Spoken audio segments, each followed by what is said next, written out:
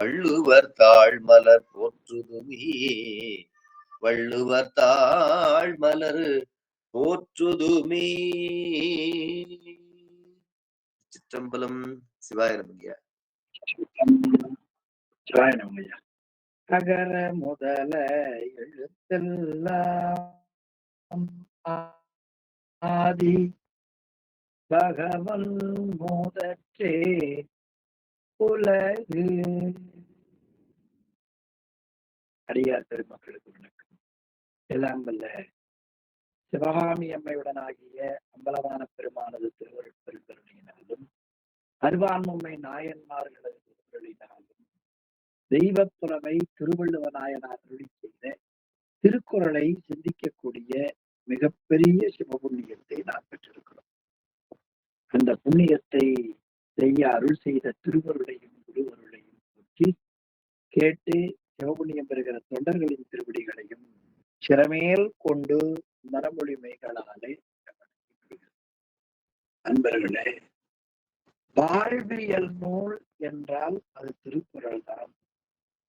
வழிபாட்டு நூல் என்றால் அது தேவார திருமுறைகள் தான். வழிபாட்டு அமைப்பு நூல் என்பது திருமந்திரம் தான். தத்துவ நூல் என்பது மெய்கண்ட சாஸ்திரம் தான். இப்படி நமக்கு சமய உலகில அறிவை வளம்படுத்துகிற முறையில் பல நூல்கள் நமக்கு வழிகாட்டுகின்றன. அதிலே இல்லறத்திலே இருந்து இனியவை கூறி வாழ்வதற்கு ஒரு வாழ்வியல் நூல் என்று ஒன்று இருக்குமானால் அது உலகத்திலேயே பொது நூலாக போற்றப்பெறுகிற திருவள்ளுவ தேவநாயனார் அருளி செய்த திருக்குறள் தான். அந்த திருவள்ளுவ நாயனார் பிறந்தது தமிழகத்திலே மயிலாப்பூரில். அவர்களுடைய குருபூசை தினம் தை மாதம் 2ஆம் தேதி. எல்லா பகுதிகளிலேயும் திருவள்ளுவ நாயனாருக்கு வழிபாடாற்றினார். நானும் கூட திருக்குறளை முற்றோதல் செய்ய எண்ணினோம். திருக்குறள் கூட்டவில்லை. ஆண்டுக்கு ஒரு முறை திருக்குறளை அவருடைய அந்த நல்ல நாளிலே முற்றோதல் செய்தது மிகப்பெரிய நன்மை கிடைக்கும். 40 வயதுக்கு மேல எல்லாரும் சொல்லுகிறார்கள் உள்பாடி செக்கப் அப்படிங்கிறார். ரத்த பரிசோதனை செய்து உடம்பு முழுவதும் என்னென்ன அந்த சக்திகள் கூடுதலாக குறைகளாக இருக்கின்றன, குறைந்திருப்பதற்கு என்னென்ன உணவுகளை மேற்கொள்ள வேண்டும் என்றெல்லாம், அதுபோல அறிவால் ஏற்படுகிற ஐயங்களை எல்லாம் நீக்கிக் கொள்வதற்கு ஒரு மருந்து இருக்குமானால் அது திருக்குறள் தான் என்பதை நாம் அறிய வேண்டும். நம்மை சார்ந்த மக்களுக்கு அந்த முறையில நமக்கு கிடைக்கப்பட்ட பெருமையான திருக்குறளை தொடர்ந்து சிந்திக்கக்கூடிய மிகப்பெரிய சிவபுண்ணியத்தை எல்லாம் பல பரம்பொருள் நமக்கு செய்திருக்கிறது. அதில் 4 அதிகாரங்கள் 1000 அமையப்பெற்றது. கடவுள் வாழ்த்து, வான் சிறப்பு, நீத்தார் பெருமை, அரண் வலியுறுத்துதல். இந்த 4ம் 133 அதிகாரத்திற்கு 1000 அமையப்பெற்றது என்று அமைத்திருக்கிறார்கள். அடுத்து இல்லறவியல். இந்த இல்லறவியல் என்கிற பகுதியில நமக்கு அமையப்பெற்றிருக்கிற திருக்குறள்கள் 20 திருக்குறள். அதிலே இல்வாழ்க்கை, வாழ்க்கை துணைநலம், மக்கட்பேறு, அன்புடைமை, விருந்தோம்பல், இனியவை கூறல், செய் நன்றி அறிதல் ஆக நாம் 11 அதிகாரங்களை பார்த்தோம். 12வது அதிகாரம் என்று போற்றப்படுவது நடுவு நிலைமை. ரொம்ப அருமையான ஒரு பகுதி.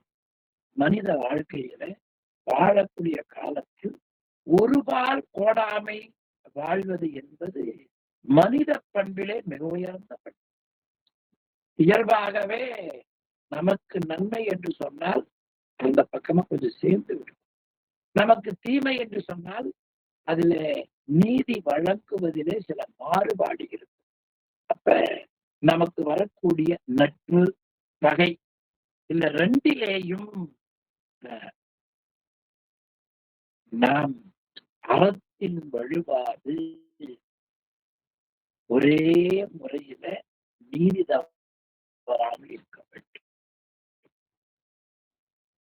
அப்ப பகை, நட்பு அல்லாத வரக்கூடிய நிலைகள்ல நம்முடைய உள்ளம் நடுவு நிலைமை தவறாமல் இருக்கும்.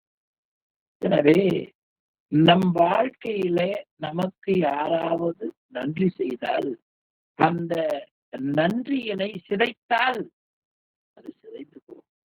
அது சிதையக்கூடாது என்பதற்காக செய்நன்றி அறிதலுக்கு பிறகு நடுவு நிலைமை என்ற அதிகாரத்தை வைத்ததாக பரிமேலழகர் காட்டுகிறார். இன்னொரு உரையாளர் காட்டுகிறார், நடுவு நிலைமை என்பது என்ன என்றால் செய்நன்றி அறிந்ததை போலவே நாம் நம்முடைய செயல்பாடுகளிலே ஒரு நிலையாக நிற்க வேண்டும் என்கிற கருத்தை வள்ளுவ பெருமகனார் உலக மக்களுக்கு அறிவுறுத்துகிறார். அதுல முதல் குறள் ரொம்ப அருமையான குறள். தகுதி என ஒன்று நன்றே பகுதியால் பாற்பட்டு ஒழுகப் பெறும். தகுதி என ஒன்றே நன்று. நடுவு நிலைமை என்று சொல்லப்படுவதுதான் ஒரு நல்ல அறம். அந்த அறம் நன்மை உடையது. தகுதி என ஒன்று நன்று.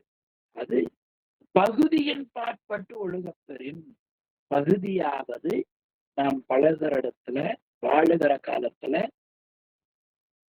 பகையின் காரணத்தாலும் நட்பின் காரணத்தாலும் எல்லாவற்றின் காரணத்தாலும் அந்தந்த துறைகளிலே அந்த முறையில் விடாது நாம் அந்த நடுவு நிலைமையை கைகொண்டு வேண்டும் என்று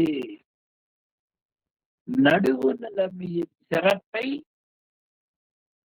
இந்த குறளிலே காட்டுகிறார். அப்ப நடுவு நிலைமை வகித்தல் நல்லவைகளுள் நல்லவையாகும்.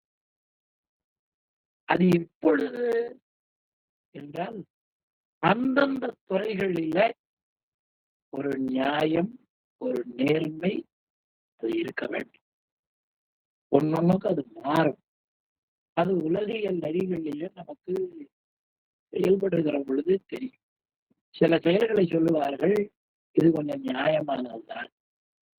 சில செயல்களை சொல்லுவார்கள், இது அநியாயமானது, இது அநியாயத்திலும் அநியாயமானது என்று நல்லவர்கள் வகுத்து சொல்லுவார். எனவே வாழ்க்கையில் நடுவு நிலைமை வகிக்கிற ஒரு பண்பு, அந்த பண்பை வாழ்க்கையில் கைகொண்டு ஒழுகுதல் மிகப்பெரிய நன்மை. அந்த நன்மையை நன்றே என்று சொன்னார்கள். இங்க அவையாரோ ரம்யா சொல்லுவார், எத்தனையோ நன்மைகள் இருக்கின்றன. அந்த நன்மைகளில நல்ல நன்மை எது என்று சொன்னால் நல்லாரை காண்பது நன்றே. இப்ப நல்லார் என்பவர் யார்? அருமையா நமக்கு இந்த முதல் குறளிலேயே காட்டுகிறார். நடுவு நிலைமையாவது மனம் கோபப்பட்டு ஒரு தலை சார்பாக நாம் எப்பொழுது இருக்கக்கூடாது. அறநூல்களிலே விதிக்கப்பட்ட முறை, அந்த முறையில நடுவு நிலைமை என்ற ஒழுக்கத்தை வாழ்க்கையில் சலியாமல், தப்பாமல், வழுவாமல் நாம் கடைபிடித்து ஒழுகுவது நம் வாழ்க்கைக்கு நலம் ஆழமாக காட்டுகிறது. அடுத்த 2வது குறள்ல செப்பம் உடையவன் ஆக்கம் சிதைவின்றி எச்சத்திற்கே ஏமாப்பு உடைத்து. அதாவது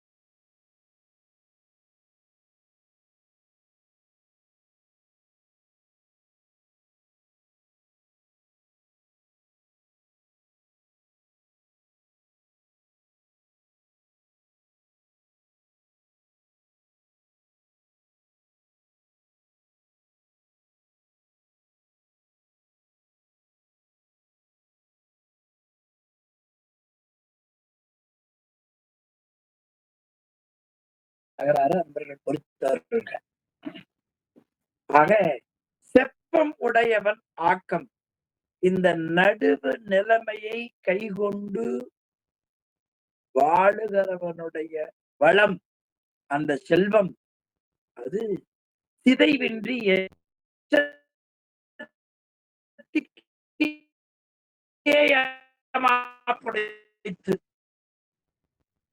அவனுக்கு மட்டும் சிறப்பு தருவதல்ல, அவன் வழி வழியாக வரக்கூடிய அவன் பரம்பரையினருக்கு, அவருடைய மாணவர்களுக்கு, அவருடைய சந்ததியருக்கு நிலையான பயனை தரும். செப்பம் உடையவன் ஆக்கம் நடுவு நிலைமையை கைகொண்டு உழுவனுடைய அந்த செல்வம் சிதைவின்றி, ஏன செல்வங்கள் எல்லாம் அழிந்து விடும். ஆனா இந்த நடுவு நிலைமையை கைகொண்டுள்ளக்கூடிய அந்த செல்வம் அழியா. ஏனைய செல்வம் சிதைந்து போய்விடும். ஆனால் இது சிதைவின்றி ஏனைய செல்வங்களைப் போல அழியாமல் எச்சத்திற்கு ஏமாப்புடைத்து அதன் வழியில உள்ளவர்களுக்கும் அந்த நிலையை கைகொண்டு ஒழுகுவதற்கு வலிமை உடையதாக இருக்கும். ஒருத்தர் தன் வாழ்நாள்ல நடுவு நிலைமை வகித்தான் என்று சொன்னால் அது அவனுடைய பரம்பரையினரே அதை கையாளுவதற்கு பயனுடையதாக அமையும். எனவே நாம் நடுவு நிலைமையை கைகொண்டு ஒழுக என்ன வேண்டும் என்பதாக இந்த குறள் அமைந்திருக்கிறது. அப்ப இந்த கருத்துல நடுவு நிலைமை உடையவரது செல்வம் ஒருபோதும் அழியாது. அப்ப நடுவு நிலைமை வைக்கக்கூடிய ஒருவனது அந்த கொள்கை அவருடைய வம்சமே தலைத்து ஓங்கும்.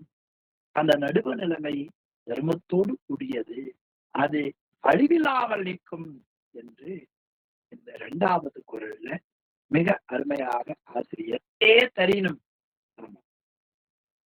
நடுவு இகந்ததா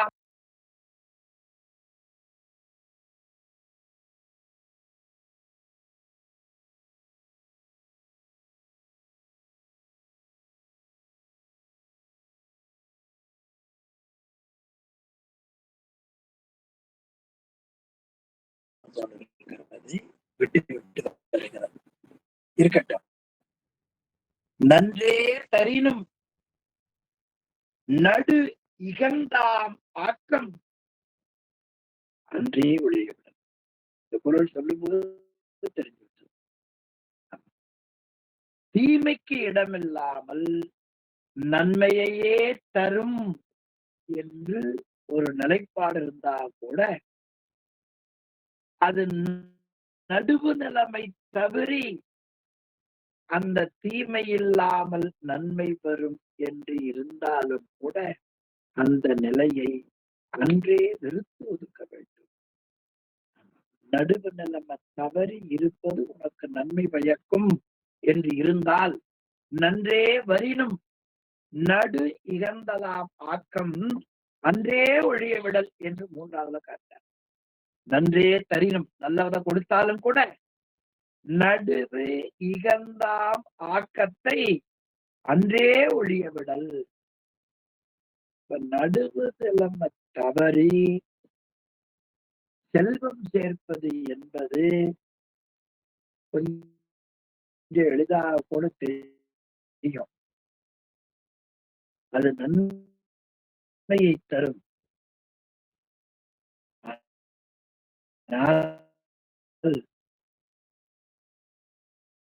நடுவு நிலைமை நீங்கதால் வரக்கூடிய ஆக்கம் இருக்கிறதே, அந்த ஆக்கம் சரியானதல்ல. அதை அன்றே கடைபிடிப்பதை விட்டுவிட வேண்டும். அப்படின்னு என்ன பொருள்? நடுவு நிலைமை தவறி நீ ஈட்டுகிற பொருள் என்றேனும் ஒரு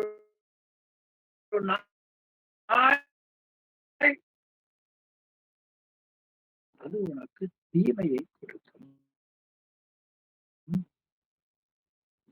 பார்க்கிற பொழுது அப்படி தெரியும். ஆனால் அது என்ன செய்யும்? என்று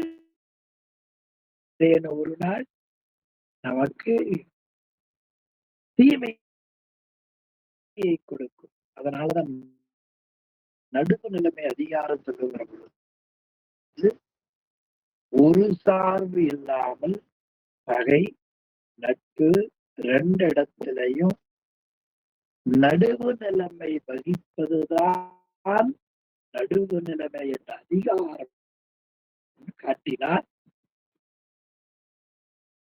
உரையாசிரியர் பெருமக்கள். எனவே நன்றே தரினும் இந்த தொடர் அப்படியே அபிராமி பட்டர் காட்டுவார்.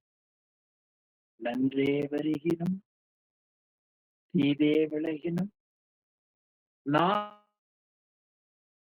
நான் அறிவது ஒன்றே இல்லை.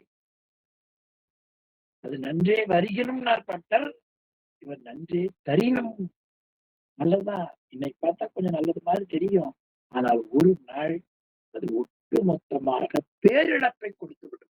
அது செல்வத்தாலும் சரி, பெருமையாலும் சரி, அல்லது கொள்கையின் நிலை பெறதாலும் சரி என்று 3ஆவது குரல்ல ரொம்ப சிறப்பாக நம்ம காட்டியிருக்கிறார்.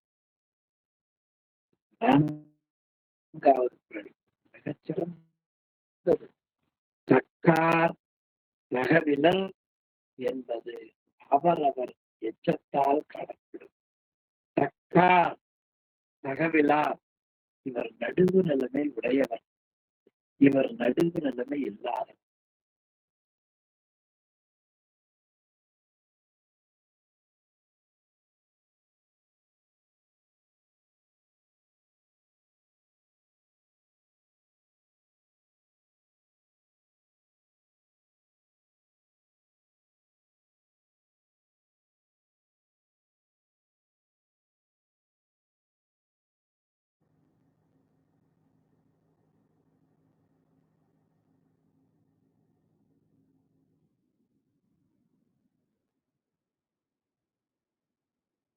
ஐயா லெஃப்ட் ஆயிட்டாருங்களா?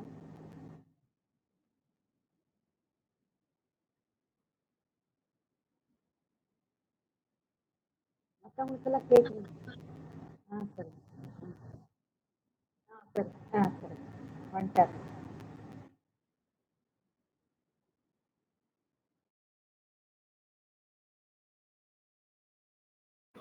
ஐயா அன்மியூட் பண்ணுங்க.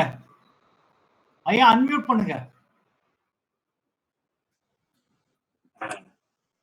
ஆக தக்கார், தக்கார் என்பது நடுவினை உடையவர். தகாதார் நடுவினை இல்லாதவர். அவரவர் எச்சத்தால் காணப்படும். என்ன அருமையா காட்டினார் பாருங்க. ஆமா, அவரவருடைய நன்மக்களாலும் அவரவர்களது நற்பெயர்களாலும் உண்மையும் இன்மையும் தெரிந்துவிடும். அது ஒண்ணும் நாம வாட்ஸ்அப்ல ஒண்ணும் போட்டு காட்ட வேண்டாம். நாங்கெல்லாம் அப்படித்தானே செய்யறோம் இல்லையா? ஆனா அவங்க வாழ்க்கையிலேயே அது தெரிந்துவிடும். இவர் தக்கார், இவர் தகவிலார். அவரவருடைய செயல்பாடுகளிலேயே நாம் என்ன செய்து கொள்ளலாம், கண்டுவிடலாம் என்று இந்த குரல்ல 4வது குரல்ல அருமையா காட்டுகிறார். அடுத்த திருக்குறள்ல கேடும் பெருக்கமும் இல்லல்ல நெஞ்சத்து கோடாமை சான்றோர்க்கு அணி. ரொம்ப அருமையா காட்டினார். கேடும் பெருக்கமும் இல்லல்ல. அப்போ தீவினையால் நமக்கு கேடு, நல்வினையால் நமக்கு வருகிற பெருக்கம், இது நமக்கு வாழ்க்கையில இருக்கக்கூடியது. தீவினையால கேடு, நல்வினையால நமக்கு நன்மை வரும் என்று நாம் பார்க்கிறோம். அப்படி நமக்கு வந்தாலும் கூட நாம் கலங்காமல் மனதுல நடுவு நிலைமையை விட்டு மாறாமல் இருப்பதுதான் சான்றோர்க்கு அழகு. இப்ப வினையின் காரணமாக கேடு வந்தாலும் நன்மை வந்தாலும் அந்த வினையின் காரணத்தை வைத்துக் கொண்டு ஒருவர் நடுவு நிலைமை பெறலாமல் வாழ்ந்தால் அவரே சான்றோர்கள் ஆவார். எந்த நிலையிலேயும் சான்றோர்கள் தன் நிலையிலே இருந்து மாறமாட்டார். அது பெரிய புராண வரியில கேட்டால், சிவபெருமானுக்கு பக்தர்கள் என்று ஆகி அடியார்களுக்கு உணவளிக்கிற தொண்டுல நின்றவர்கள் செல்வம் இருக்கிற பொழுதும் செல்வம் நீங்கிய பொழுதும் அந்த அடியாருக்கு உணவளிக்கக்கூடிய தொண்டாகிய நிலையிலே இருந்து வளரவே மாட்டார் என்பதை பெரிய புராணத்தால் நாம் பார்க்கிறோம். கேடும் பெருக்கமும் இல்லல்ல. ஆக இவையெல்லாம் முன்னே நம் வினைக்கு ஏற்ப அமைவன. அப்படி முன்னே நினைக்கு ஏற்ப அமைந்தாலும் கூட அந்த துன்பம் வருகிற பொழுதும் ஆக்கம் வருகிற பொழுதும் நெஞ்சத்து கோடாமை, அந்த நடுவு நிலைமை பெறலாமல் மனதில் கோடாமை அறிவது சான்றோருக்கு அணி என்று 5வது குறள்ல காட்டுது. அப்ப செல்வத்துக்கு வரக்கூடிய கேடும் செல்வத்துக்கு வரக்கூடிய ஆக்கமும் இருக்கும் வாழ்க்கையில. அப்படி இருந்தால் அதெல்லாம் நிலையாக இருப்பவை அல்ல. அவை வரும், அவை போகும். அதையெல்லாம் எண்ணிக்கொண்டு மனம் ஒருபால் சாயக்கூடாது. செல்வம் வந்தாலும் அது நம்ம விட்டு போனாலும் மனதில் கலக்கம் இல்லாமல் வளையாமல் ஓடாமல் இருப்பதுவே சான்றோர்க்கு மிக அழகு என்று ஒரு மனிதன் பொதுவா செல்வம் வருகிற பொழுது கொஞ்சம் மாறுவதற்கு வாய்ப்பு, வறுமை வருகிற பொழுது வாய்ப்பு. ஆனா செல்வம் வந்தாலும் வறுமை வந்தாலும் அந்த நடுவு நிலைமை வாராது வாழ வேண்டும் என்பது ஒரு மிகப்பெரிய மனிதரில் புனிதருக்குத்தான் வாய்க்கும். அது எல்லாருக்கும் அந்த வாய்ப்பு கை கொண்டுள்ளுகிற ஒரு மனம் கிடைக்காது என்பதை இந்த 115வது குறளிலே அருமையாக நமக்கு ஆசிரியர் காட்டுகிறார். கேடும் பெருக்கமும் இல்லல்ல நெஞ்சத்து கோடாமை சான்றோருக்கு அணி. நெஞ்சத்துல இருந்து கோடாமல் இருப்பதுதான். இப்ப எக்காலத்திலேயும் துன்பம் வந்த போதும் இன்பம் வந்த போதும் கேடு வந்த போதும் நன்மை வந்த போதும் ஒரே தன்மையாக இருப்பது. அடியார்கள் எளிமையா கட்டால் சேர்க்கிறார். கேடும் ஆக்கமும் கெட்ட திருவினார். கேடு வந்தாலும் சரி, ஆக்கம் வந்தாலும் சரி, திருவாகிய செல்வத்தை பற்றி கொண்டு இருப்பவர்களுக்கு இவை ஒன்றும் பெரிதாக இருக்காது. அது இங்க சான்றோர் என்ற சொல்லால் ஆசிரியர் நமக்கு காட்டியிருப்பதை பார்க்கிறோம். நீ 116வது குறள்ல கெடுவல் யான் என்பது அறிக. தன் நெஞ்சம் நடுபொறி அல்ல செய்யின். தன் நெஞ்சம் நடுபொறி அல்ல செய்யின். ஒருவன் தன்னுடைய நெஞ்சம் நடுவு நிற்றலை விட்டுவிட்டு நடுவு நிலைமை அல்லாதவற்றை அவன் நினைப்பானால் அது அவனுக்கு கேடுகாலம். யான் கெடுவன் என்பது அறிக. அருமையா சொல்றாரு பாருங்க. ஜோசியம் சொல்ற மாதிரி அவர் சொல்றார். அவர் என்ன சொல்றார்? தன் நெஞ்சம், அவரவருடைய நெஞ்சம், தன் நெஞ்சம் நடுவொறி அல்ல செய்யின். நடுவு நிலைமையை விட்டு அதற்கு மாறாக செய்ய துணிந்து விட்டால், நீ மனசுல எண்ணி விட்டால், அப்போ ஒண்ணு தெரிந்து கொள்ள வேண்டும். யான் கெடுவல் என்பது அறிக. யான் கெடுவல் என்பது அறிக. நீ நாசமா போவாய், கெட்டு போவாய் என்று அறிந்து கொள்வாயா. நடுவு நிலைமை ஒரு மனிதனை எவ்வளவு பெரியவனாக, நடுவு நிலைமை தவறி செய்யலாம்னு நினைச்சினால உனக்கு கெட்ட காலம்னு அர்த்தம், யமகண்டம்னு அர்த்தம், மரண யோகம்னு அர்த்தம். அப்படி சொன்னா ஈஸியா புரியும் இல்லையா? கெட்ட காலம்னா கூட தெரியாது. எனவே அந்த குறள் நல்ல குறள் பாருங்க. தன் நெஞ்சம் நடுவொறி அல்ல செய்ய. நடுவு நிலைமைக்கு மாறாக தன்னுடைய நெஞ்சம் ஒருத்தருக்கு ஏதாவது செய்ய நினைக்குமானால், ஆமா நினைக்குமானால் அல்ல செய்யின். தன்னுடைய நெஞ்சம் நடுவொறி அல்ல செய்யின் என்று நினைக்குமாயின் யான் கெடுவல், நீ கெட்டு போவாய்.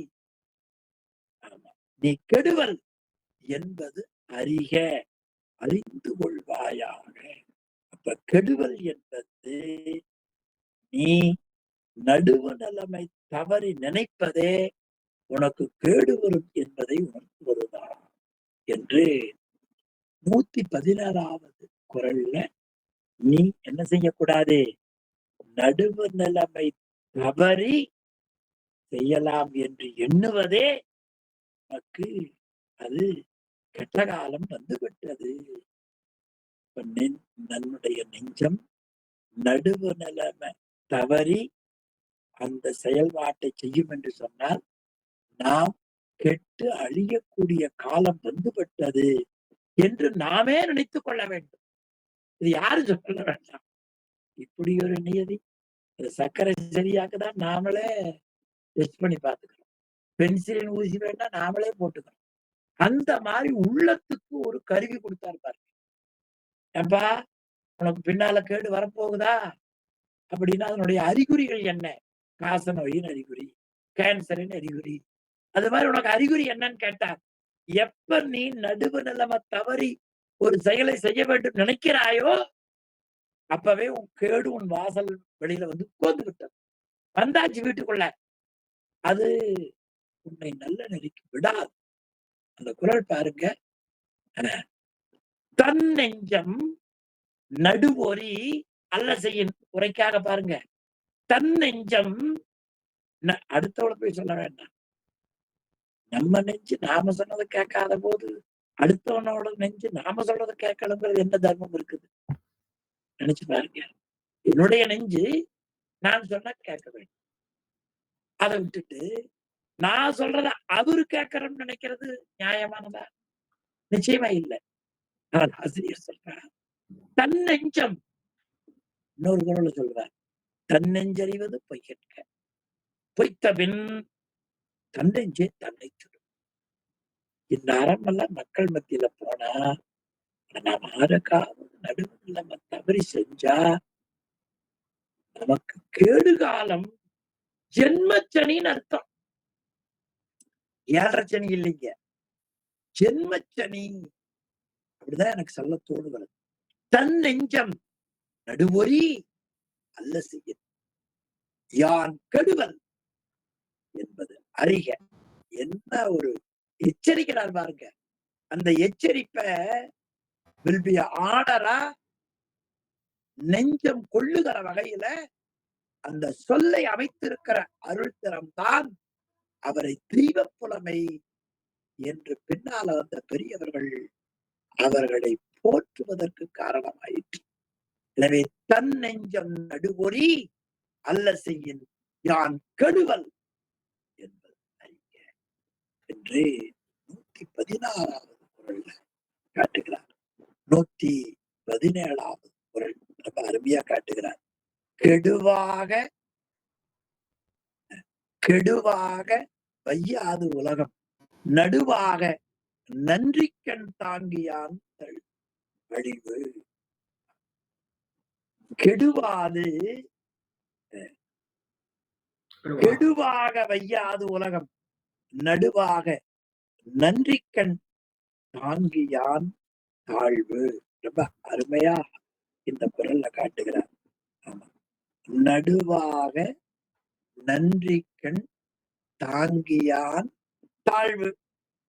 நடுவாக நின்று அறத்தின் வழியா நிக்கிற பொழுது உனக்கு வறுமையாகிய தாழ்வு வருமானால், பாருங்க குறள், நடுவாக நன்றிக்கண் தாங்கியான் வாழ்வு.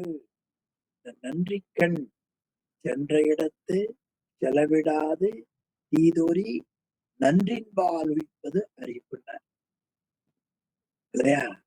அந்த நன்றிக்கண் நீ நல்ல நடுவு நிலைமையில இருந்து ஒரு செயலை செய்கிற பொழுது உனக்கு தாழ்வு வருமானால் கெடுவாக உலகம் வையாது. உன்னை இந்த உலகம் என்ன செய்ய மாட்டார்கள்? உன்னை தாழ்ந்தவன் என்று கருத மாட்டார்கள், உயர்ந்தோர் என்று கருதும். வாழ்ந்தாலும் ஏசும் தாழ்ந்தாலும் ஏசும் வையகம் இதுதான் என்று ஒரு திரைப்பட பாடல் பாடினாலும் கூட நீ நடுவு நிலைமையோடு நிற்கும் கால் ஒரு கால் உனக்கு தாழ்வு வருமானால் வராதே. அப்படி வந்தாலும் உலகம் உன்னை பழிக்காது, உலகம் உன்னை உயர்வாக போற்றும். எனவே உலகம் பழிக்கும் என்று தாழ்வான செயலை நீ செய்யாதே, உலகம் உன்னை உயர்வாகத்தான் கருதும் என்று நடுவாக நன்றிக்கண் தாங்கியான். நடுவு நிலைமையில சிந்தித்து அவன் அறத்தின் வழியாக நிற்கின்ற பொழுது அவனுக்கு தாழ்வு வருமானால், வறுமை வருமானால், செல்வ இழப்பு வருமானால் வையம் இந்த உலகம் வையாது. தவறாக பேச வையம், அதாவது உலகம் தாழ்ந்ததாக வையாது, கெடுவாக வையாது, உயர்ந்ததாகத்தான் நமக்கு காணப்படும். இப்ப நடுவு நிலைமை என்று சொல்லப்பட்ட ஒரு தர்மம் உலகத்தில் இருக்கிறது. காசு பணம் எல்லாம் கொண்டு வேண்டி அறிவு என்கிற ஒன்று இருந்தால் போதும்.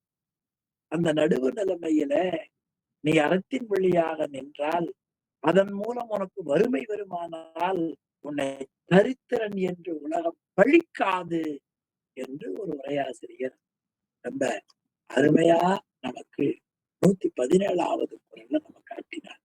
எனவே அந்த நடுவு நிலைமையில நின்று வறுமை வந்த பொழுது அவனுக்கு ஏற்பட்ட அந்த சோதனையை கூட இந்த உலகம் பெருமையாக கருதும் என்று வருகிற ஐயத்தை எல்லாம் நீக்கிய முறையில இந்த குறள் மூலமாக நமக்கு அறிவுறுத்துகிறார் தெய்வ புலமை ஆசிரியர் திருவள்ளுவ நாயனார்.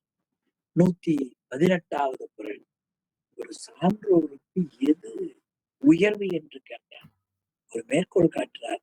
தராசு சமன் செய்து சீர்தூக்கும் கோல் போல் அமைந்து அமைந்து ஒருவால் கோடாமை சான்றோர் கனி.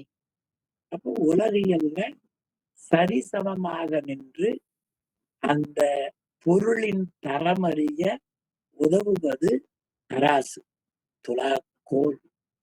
அந்த துலாக்கோல் போல நீ நடுவு வல்லமை தவறாமல் பேசக்கூடிய ஒரு பேச்சு இருக்கிறதே, அதுதான் சான்றோர்களுக்கு மேலும் சான்றாண்மை உடையதாக, அது புகழப்படுவதாக ஆகும், மேலும் புகழை தருவதாக. ஒரு செயலை ஒரு பொருளை வரையறுத்து காட்டும் துலாக்கோல், அதாவது தராசு போல நடுவு நிலைமையில் சமமாக நின்று ஒரு பக்கம் சாயாமல் நடந்து கொள்ளக்கூடிய நிலை இருக்கிறதே, அது சான்றோருக்கு நன்மை பயக்கும், அழகாகும் என்று 118வது குறளில ரொம்ப அருமையாக நமக்கு அருளி இருக்கிறார். கோடாமையும் கேட்டையும் நினையாமல் இருக்க வேண்டும். 118வது குறள். 119வது குறள்ல ஆசிரியர் சொற்கோட்டம் இல்லது செப்பம் ஒரு தலையா உட்கோட்டம் இன்மை பெறின். கோட்டம் என்பது ஒருபால் மாறாது. இந்த கோட்டம் சொல்ல அருமையா நமக்கு ஆசிரியர் திருநாவுக்கரசர் காட்டுகிறார். பூவினு கருங்கலம் பொங்குதாமரை. கோவினு கருங்கலம் கோட்டம் இல்லது. ஒரு மன்னனுக்கு எது அழகுன்னு கேட்டா ஒரு பால் சாணம் கோட்டம். அந்த சொல்ல அப்படியே போட்டார். சொற்கோட்டம் இல்லது செப்பம் ஒரு தலையா உட்கோட்டம் இன்மை பெறில். அப்ப செப்பம் சொல்கோட்டம் இல்லது. அப்ப நடுவு நிலைமை என்பது எது, செப்பம் எது என்று சொன்னால் சொல்கோட்டம் இல்லாமல் இருப்பது. சொல்லில நடுவு நிலைமை பெறலாமல் சொல்வதுதான் சொல்கோட்டம் இல்லாத. செப்பம் சொற்கோட்டம் இல்லை. உட்கோட்டம் இன்மை ஒரு தலையா பெறி, அதாவது மனதில கோட்டம் இல்லாமல் அந்த நடுவு நிலைமையை திண்மையாக பெறுவதுதான் சொற்கோட்டம் இல்லாததாக நமக்கு அமையும் என்று இந்த குறள் மூலமாக நமக்கு ஆசிரியர் காட்டுகிறார். அப்ப நடுவு நிலைமை மாறாத ஒரு சொல்லை நாம் சொல்ல வேண்டும். வாக்கிலே குற்றம் வரும். அது பொய் சொல்லுதல், கொடுஞ்சொல் சொல்லுதல், பயனில்லாத சொல்லுதல், இப்படி நமக்கு அந்த நிலை வரும்.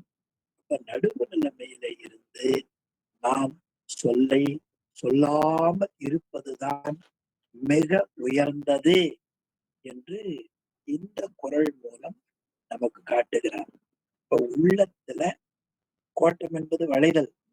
அந்த நடுவு நிலைமை பெறலாமல் இருக்கிற உறுதி உண்டாகிவிட்டால் பேசுகிற சொல்லிலே வளைதலும் கோணுதலும் இல்லாத நடுவு நிலைமை பிறக்கும். அப்ப நடுவு நிலைமை பிறக்க வேண்டும் என்றால் உள்ளத்தில் அந்த நடுவு நிலைமையை பற்றிய உறுதி நமக்கு என்னாக வேண்டும், நமக்கு கிடைக்க வேண்டும் என்று 119வது குறள். அதாவது எந்த செயலுக்கு மனம்தான் காரணம். அந்த மனம் நடுவு நிலைமை விட்டு பெறலாமல் இருந்தால் வாக்கிலும் செயலிலும் நடுவு நிலைமை தானே வந்துவிடும். அதனால் இந்த குறள்ல சொல்லுகிற பொழுது செப்பம் உட்கோட்டம் இல்லை, உட்கோட்டம் ஒருதலையாய் என்னை பெறும் என்று 119வது குறளில நமக்கு அருமையா காட்டினார். 120வது குறள்ல வாணிகம் செய்வார்க்கு வாணிகம் பேணி பிறவும் சம போல செய்கிறது. இந்த வாணிகம் செய்பவர்கள் நம்முடைய பொருளை விற்கிறதுலயே குறியாயிருப்பாங்க. ஆனா மற்றவர்கள் பொருளையும் நம்ம பொருள் போல நாம் கருத வேண்டும். இது நாட்டுக்கும் நல்லது, வீட்டுக்கும் நல்லது. ஆனா அந்த புத்தி சீக்கிரமா வருதா? அது ஒண்ணும் பெரும்பாலும் வர்றதே கிடையாது. அது ரொம்ப கடினமா பிடிக்கும். வாணிபம் செய்வாருக்கு வாணிகம் எது லாபம்னா, வாணிகம் செய்வாருக்கு எது வாணிபம், வாணிகம் எது எது லாபம் என்றால் பிறவும் தமபோல பேணி செய்யும். பிறருடைய பொருள்களையும் தம்முடைய பொருள்கள் போல பாதுகாக்க வேண்டும். பிறவும் தம் போல பேணி செய்யின். பிறருடைய பொருள் என்று அதில் கவனக்குறைவா இருக்காமல் தம்முடைய பொருள் போல அதை பேணி செய்தால் என்ன, வாணிபம் செய்வாருக்கு வாணிகம். வாணிகம் செய்வாருக்கு நன்மையான வாணிகம், நன்மையான லாபம் கிடைக்கும். தன்னுடைய பொருள் போல பிறருடைய பொருள்களை சோறுபடாம செய்தால் அவர்களுக்கு மிகுந்த லாபம் கிடைக்கும். ஒரு உயிருக்கு எது ஊதியம் என்று சொன்னால், தன்னுடைய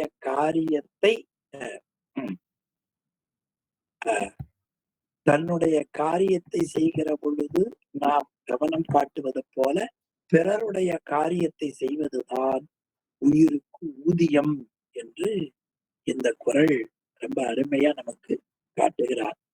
பிறருடைய பொருளையும் தன்னுடைய பொருள் போல பாதுகாக்க வேண்டும். இது வாணிபம் செய்பவர்களுக்கு வேண்டிய நல்ல வணிக முறை என்று இந்த 20வது குறள்ல பொதுவா உலகையல்ல பிறர் பொருளை கூடுதலாக பெறவும் தன்னுடைய பொருளை குறைத்து கொடுக்கவும் சிலர் மனம் முந்தும். பிறருடைய பொருளை கொடுக்கிற பொழுது 5 கிலோ கொடுக்கணும்னா 7 கிலோ கொடுங்க. தம் பொருளை கொடுக்கிற போது 1 கிலோ கொடுங்க, 100 கிராம் போதும். அப்ப பிறர் பொருளை கூடுதலாக பெறவும் தம் பொருளை குறைத்து கொடுக்கவும் மனம் வந்து விரும்புவோம். ஆனால் அது வணிகம் அல்ல.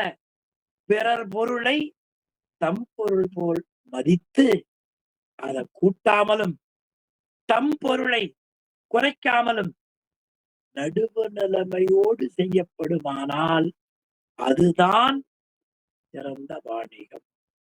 பிறவெல்லாம் வாணிகம் என்ற பெயர் பெற்றிருக்குமே அல்லாமல் அது வாணிகம் ஆகாது.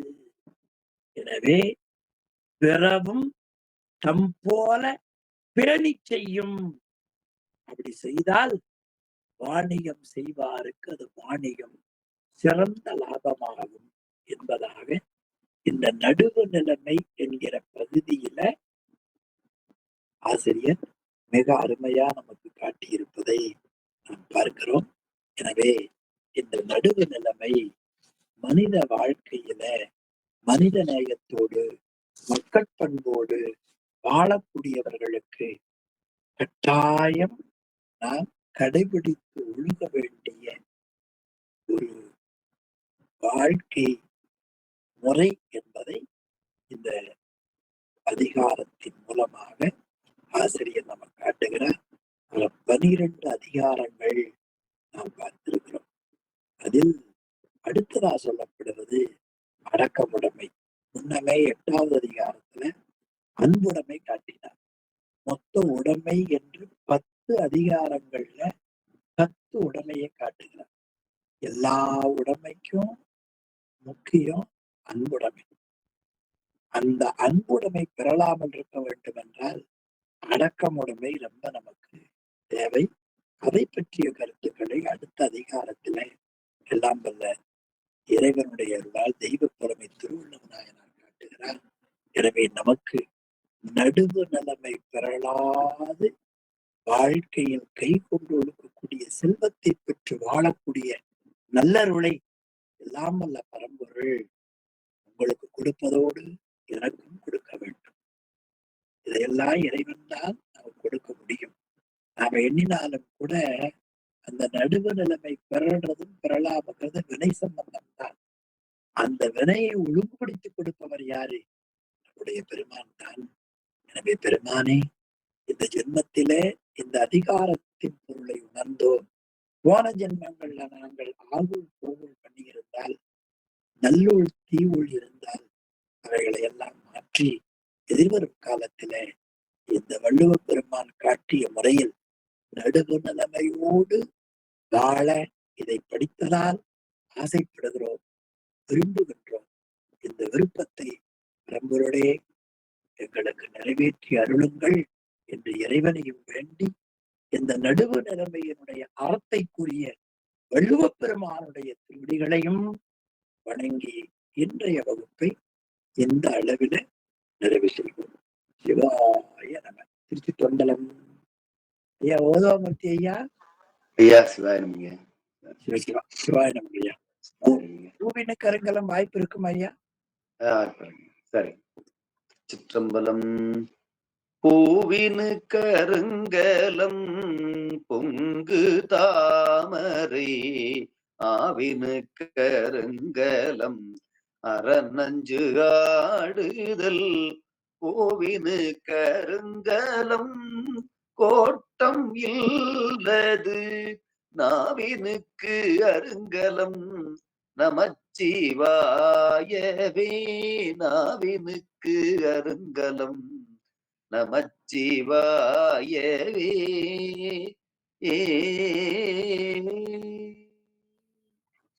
சிற்றம்பலம். அணுவை துளைத்து ஈரேழ் கடலை புகட்டி குறுகத் தரித்த குறள். சிற்றம்பலம். தென்னாடுடைய சிவனே போற்றி, எந்நாட்டவர்க்கும் இறைவா போற்றி, ஏகம்பத்தூரையந்தாய் போற்றி, பாகம் பெண்ணுரு ஆனாய் போற்றி, காவாய் கனகத்திரளே போற்றி, கையிலை மலையானே போற்றி போற்றி. திருச்சிற்றம்பலம். சிவாய நமங்கய்யா. திருவடி கணக்குங்கய்யா. உங்கள் உடல் நலமாக வேண்டும் என்று இறைவனை வேண்டிக் கொள்கிறோம். சிவாய நம. சிவாய நமங்கய்யா. ரொம்ப நன்றிங்கம்மா. சிவாய நம. வணக்கம். சிவாய நம. வணக்கம்மா ராஜே. வணக்கங்கய்யா. வணக்கங்கய்யா. சிவாய நமங்க.